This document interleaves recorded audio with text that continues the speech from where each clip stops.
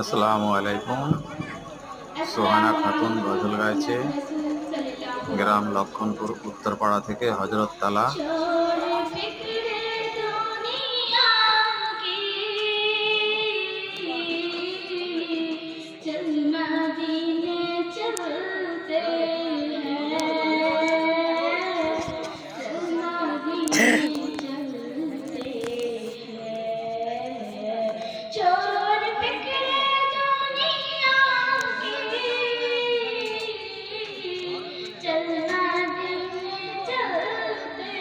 লড়াই না মাইক তারা উপরে করা আছে।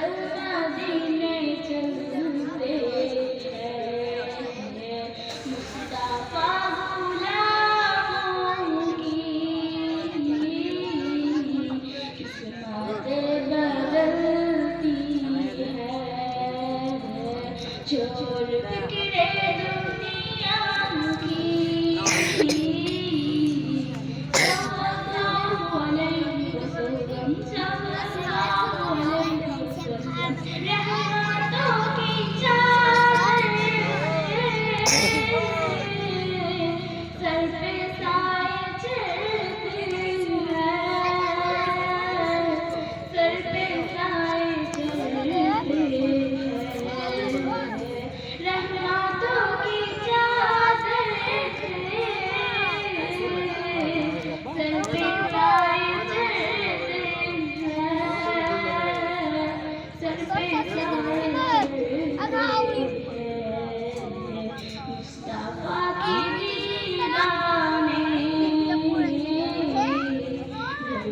जब निकलता है चोर फिक्रे दुनिया की।